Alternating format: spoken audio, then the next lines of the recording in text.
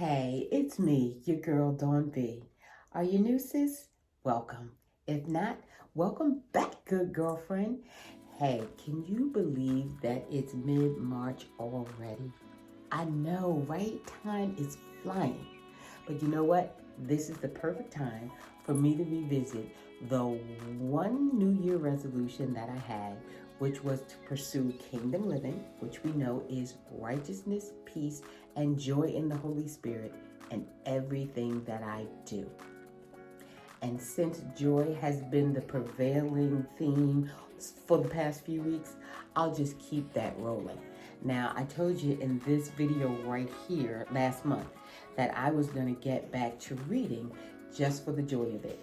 I committed to one book a week, and I was going to start with Bevelations by Bevy Smith because I knew it was going to be a fabulous, fun, and easy read, and it is.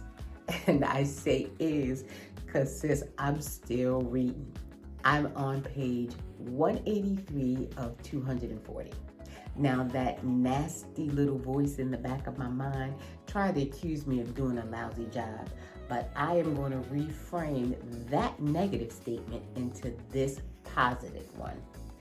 I am so proud of myself that I actually made the time to read and fully enjoy 183 pages of a book.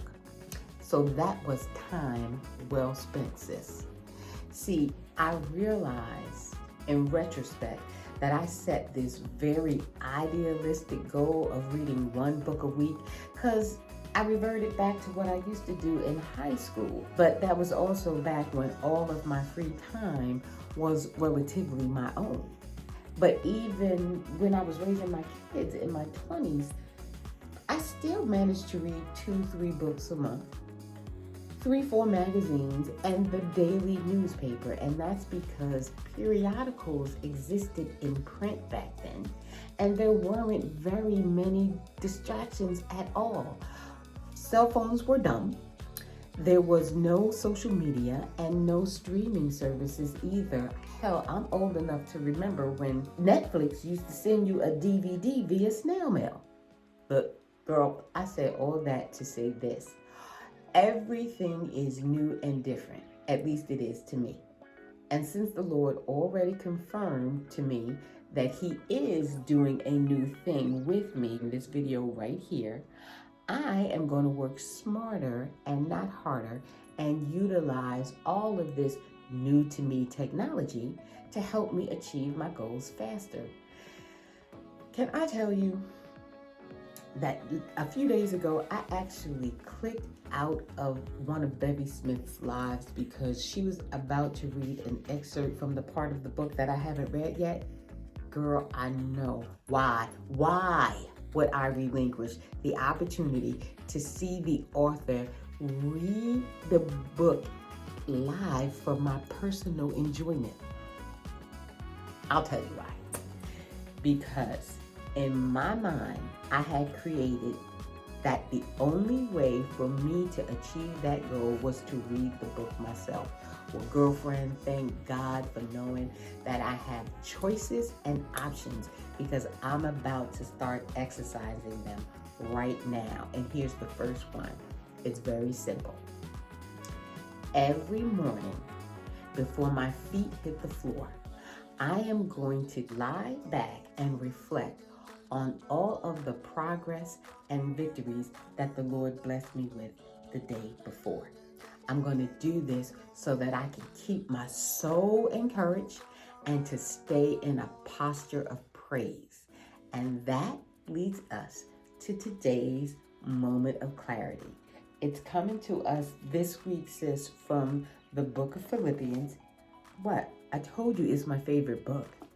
And again, chapter 4, verse 4. Rejoice in the Lord always. I will say it again. Rejoice. Girlfriend, I am going to make it a habit of praising God at the start of this journey for all of the things that He does for me along the way, so that by the time He is blessing me to make lots more progress and have bigger and bigger victories, he won't be able to tell the difference in my praise. I will have been praising him so long, so loud, and so uproariously for the small things that he won't be able to tell now the difference between me praising him for the big things.